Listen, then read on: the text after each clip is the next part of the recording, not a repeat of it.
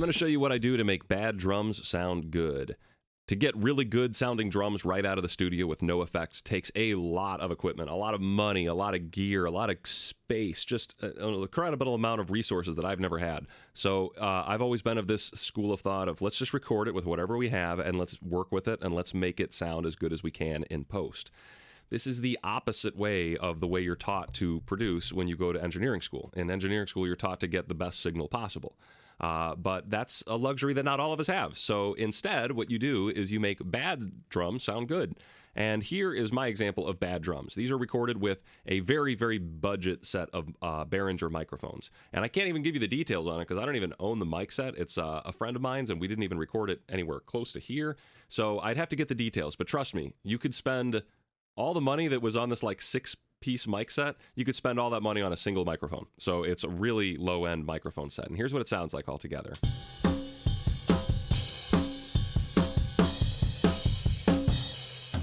And what we're hearing here is we have a floor tom mic. So there was a mic clipped onto the floor tom. There was a mic for the kick drum.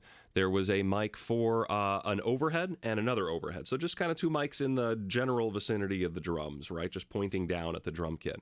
We also had a snare drum mic, which I'm pretty sure was an SM57. And we had a rack tom mic, which might have also been a SM57. And the only mixing we've done here so far is these two overheads. We have split them to the left side and the right side. And you see, I didn't even do it 100%. I kind of just did, looks like, 75%, 75%.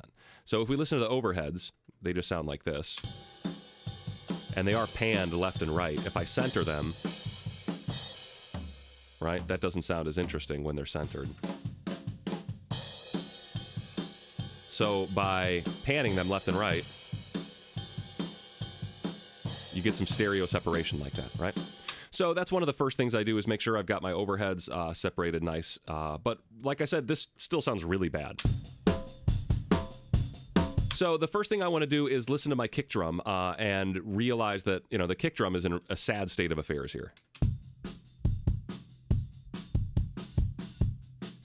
That's not that interesting. So here's the big deal. This is the number one thing I can talk to you about is find a way to replace your kick drum sounds and your snare drum sounds. You will never get that $1 million sound in your little tiny studio, your bedroom studio. So why don't you just steal somebody else's $1 million sound? There's all these different snare drum packs and MIDI packs that you can use. You can use those well-recorded snares, and you can basically replace every one of these hits with a MIDI, or you can use MIDI to replace every one of these hits with a professionally sounding sample.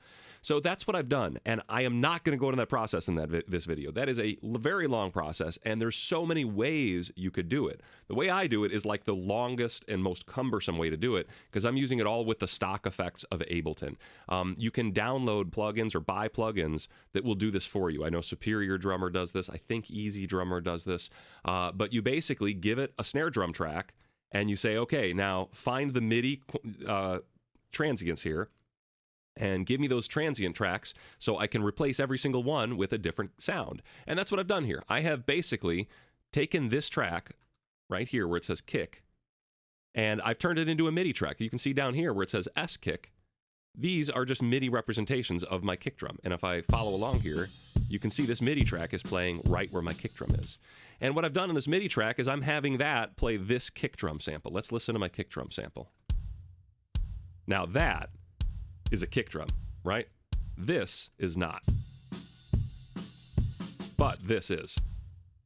Now, I don't want to just use this robotic MIDI kick. I actually like to combine them. So I'm actually going to end up using both at the same time, like this. Right? And that is what I start mixing, is a combination of my real my real kick drum played by a real drummer that has real human variety and variation and dynamics. And then I'm going to blend that in with this computerized, quantized, sterilized, it's not quantized, I take that back, this sterilized, perfectly recorded, triggered sample that's going to be almost the same every time. And hopefully that combination gives me something nice. It doesn't sound too robotic and too sterilized, but it also doesn't sound like it was recorded in some guy's basement. That's what I'm trying to avoid. So then I started adding effects to my original kick. And what I did here is I just added a gate. What a gate does, we'll listen all on its own here. A gate just allows me to filter out all that extra noise. So basically everything over the gate will ring out. Everything under the gate won't ring out, and it gives us a punch instead of hearing that snare. You know, it kind of cuts out our snare, cuts out a lot of our hi-hats. Then I added some compression, one slight compressor, just to kind of grab everything, so that makes it kind of evens out all of my kick hits. And then a very heavy compressor that really just grabs the loudest peaks to make sure if any of those kicks were really loud, they just got brought down in the mix. Then, because I've got this extra kick drum that has a lot of high end, listen to all the high end in this kick drum, right? There's a lot of that nice high end. So I really don't need any of that high end here on this kick drum, so I just got rid of it, right? Now this sounds like garbage. It sounds horrible on its own. But in combination with this, okay, it still kind of sounds like garbage. There's still something in there. So I still did more processing on this after this file. So this isn't like the final stage in the mix. So there's still going to be some glitches in here. There you go. See here, this frequency? I don't want this frequency. It's going to be right here at about 11K. Listen. Do you hear that? Who wants that? I don't need that. If I get rid of it now, it's gone, and it blends much better with my fake kick. So I did that with my kick drum, and I also did that with my snare drum, all right? Here's the real snare drum with no effects.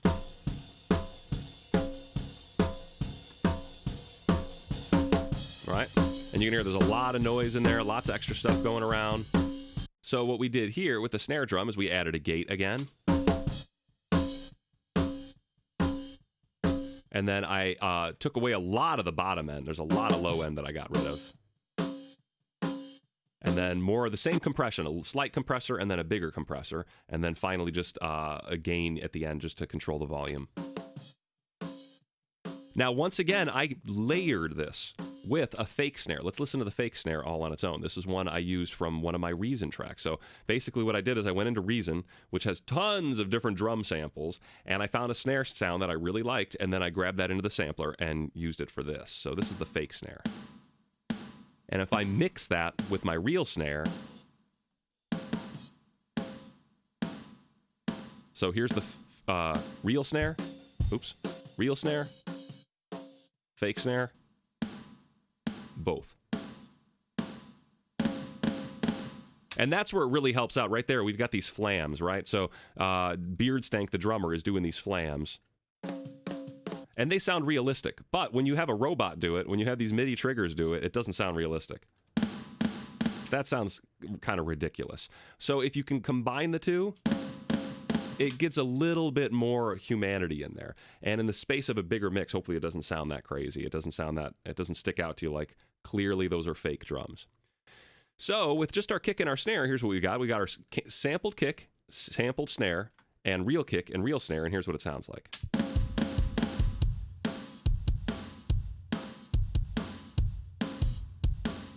And right now, I have no reverb on anything other than the natural reverb that came on those samples. So you're hearing like literally no processing, no extra effects on there. From here, we're just going to add in the overheads, okay? I'll just add in those overheads left and right and hear what that does. And the purpose of my overheads is really to get me all of my cymbals. I didn't have anything recording the cymbals here. There was nothing pointing at the cymbals other than these overhead mics. So since I've got this really nice, great kick sound that is, half fake, and I've got the sampled snare drum, really these overheads are serving to get a little bit of kick and a little bit of snare, but mostly the high stuff, the cymbals, the crashes. So on both of these overhead tracks, you can see I've really kind of ignored the low end here. I've kind of curved out quite a bit of this low end, and I've even boosted the high end on these overhead tracks. So let's add in those overhead tracks.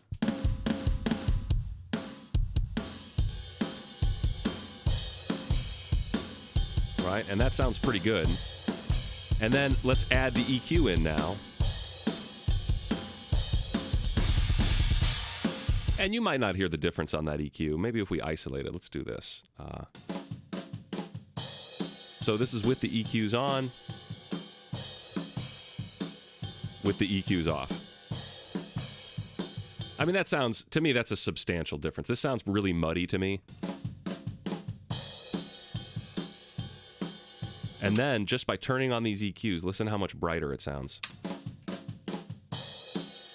It sounds thin, But we don't need the thickness to come from the overheads. The overheads aren't here to provide us thickness. The thickness is going to come from here and there, right? Now, let's talk about toms. One thing you will see here with my tom track is I didn't use a gate. For my tom track, I literally just went in and found where the tom hits occurred, and I just deleted everything afterward. All right, I didn't want to have to deal with gating it because this tom track has all this noise in it all the way through that I didn't want to have to deal with it. Listen to this. Like, he's not playing his tom right now, but the tom is naturally resonating just because of the activity of the drum kit. So, you know, I didn't want to have to gate that. I didn't want to have to try to mix it. I just, you know, sometimes, especially with toms, I like to, and it's a pain. I don't like to do this, but it gives me a better result, I've noticed, if I just go in here and surgically find each hit and kind of mix it individually like that. Sometimes this is not realistic. Sometimes you're asking for way too much work. But here I thought it was acceptable. And then like later on, we've got this nice tom, you know, groove.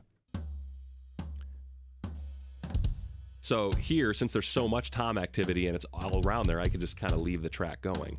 But I also decided to sample the tom. So here is our real tom. And then here's our fake tom. I mean, it sounds really fake. Combine them with the overheads and the snare. Right? So it comes together, and a lot of those fake instruments are a lot more acceptable in the context of the mix. These sampled instruments sound a lot better when you hear them all together than when you do in isolation. So I did that for the floor. I did not sample the rack tom. The rack tom, I did do all that weird gating. Like you can see, I went in here and deleted everything that isn't there. But the rack tom is just, and that's a natural, that's what it sounds like unaffected with any processing. Right? So let's listen to this little section here. And let's turn everything on. All right, so do you hear that little tom hit there? I don't think it sounds that great, so here's what I did. I added an EQ on here, and I do lots of heavy EQ for tom hits. The first thing I did here was get rid of some of this boxiness. Listen. And we'll really loop it in here so you can hear what's going on. Without this EQ, with this EQ. So it's this frequency right here, around 120. Listen to what it sounds like if we had a lot of 120. So if I don't like a lot of 120, I probably want less of it, and that's what I did here, is kind of bring it down. And then I also like some of this high-end stuff. Gave me a little bit of crispness. And then I compressed it. I didn't compress it that much, it looks like. And then more EQ. Looks like I was really going for the fundamental there. This doom right here at around 100. It looks like I really kind of wanted to isolate that out. And then I accidentally, okay.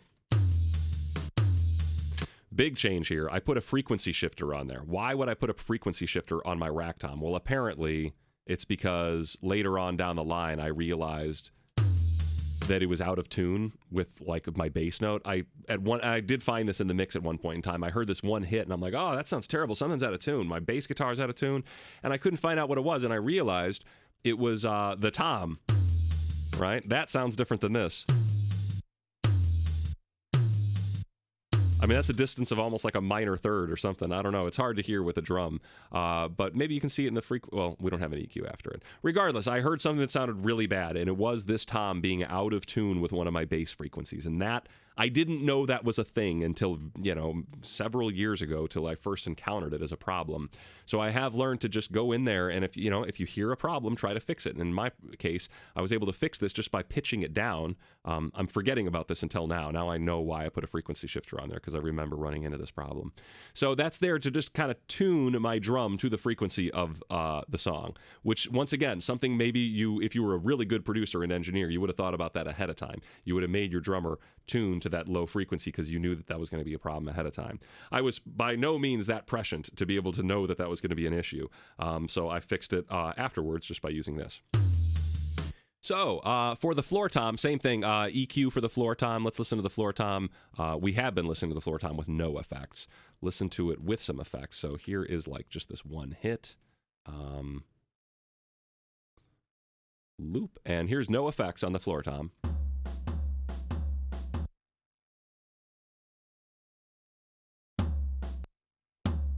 Right? And then what I did is get rid of some stuff, compress it,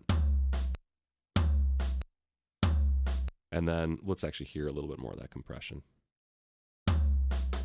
And then more EQ. And it sounds bad on its own. I understand that most of these sound bad on their own. And you can also see I didn't actually throw in the fake tom everywhere. I only threw that fake tom in where I thought I needed it. But in the mix, you know, with these overheads involved, if we listen to the floor tom with the overheads, you know, that sounds way better. So, you know, it's all about listening to things in the mix. If I make this floor tom sound great and fantastic all on its own, who cares? You're not listening to just a floor tom. There's no part of the song where it's just a floor tom until it's over here. And then that's actually where I started doing different things, right? So, you know, your stuff is always in context. It's if you make your drums sound great, well, congratulations, they sound great. But then there's still a lot more after that needs to, like, you know, it's going to be playing with a bass guitar. It's going to be playing with vocals. So this was the first step. This was the first step to making those bad sounding drums sound decent. And now you can hear they sound like this. But after this process, once I put this into the mix, there were many changes afterward. All right, there were many changes that I can't even, I don't know that process because those are all kind of improvisational, you know, things that I'm thinking of as it goes on. So I can't even tell you what the next step would be after this. I can say that there was one other thing I did here, and I'm just now realizing I accidentally left it on this whole time. Let's turn it off so we can hear what it sounds like. We're just going to boost the gain here. So here's our drums, right? And I accidentally forgot to talk to you about neutron. Neutron is just a sound goodifier. Right? So there's neutron. Here's no neutron. Do you hear the difference? Again.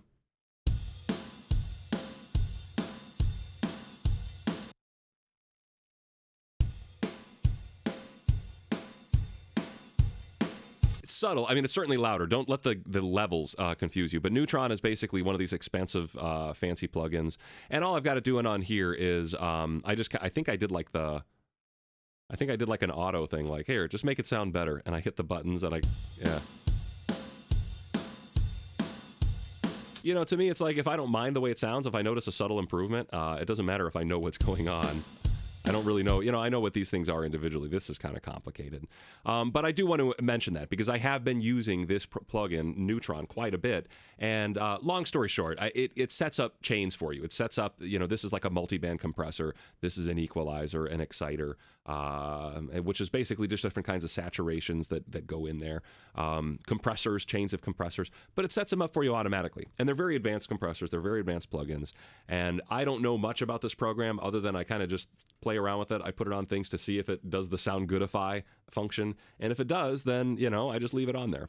So with everything done, this is what it's supposed to sound like. This was the final version of my mix with the drums.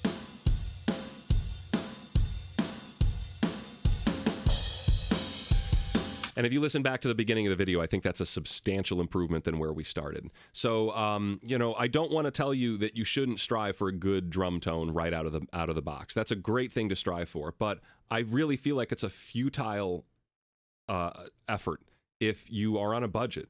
You know, or if you're time constrained. You know, you can spend all day setting up the room space just to get that good drum tone.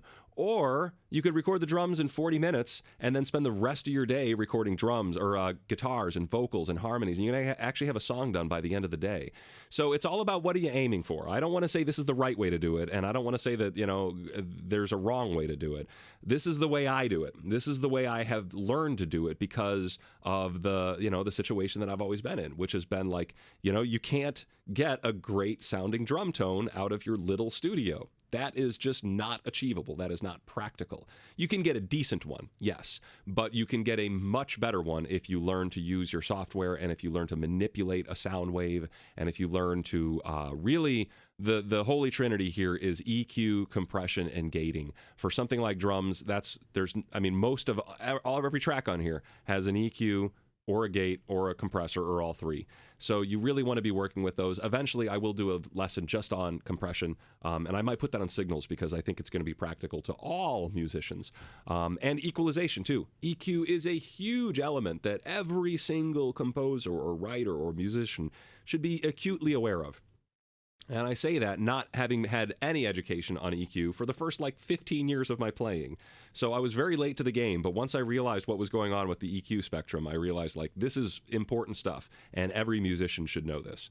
So hopefully this kind of gives you a little assistance. Hopefully some motivation to know that you don't need a ton of equipment to make it sound good. You will need quite a bit of experience on your DAW. And hopefully this kind of gives you something to think about. Maybe gives you some suggestions or keeps you from doing something incorrectly. I don't know. It's the way I do things. And like I said, I'm not very experienced in teaching production stuff. So I am certainly open to suggestions and criticisms. If you see something I did on here that you would rather do a different way, or if you have an alternative method of doing these things, by all means, let me know. I am much more versed and knowledge in my theory lessons than I am in my production lessons. So this is really just me sharing the way I do things. And since I'm just sharing, I encourage you to share with me if there's anything that you saw in here that you would have improvements on, or any comments on in general. So thanks for watching, and see you soon.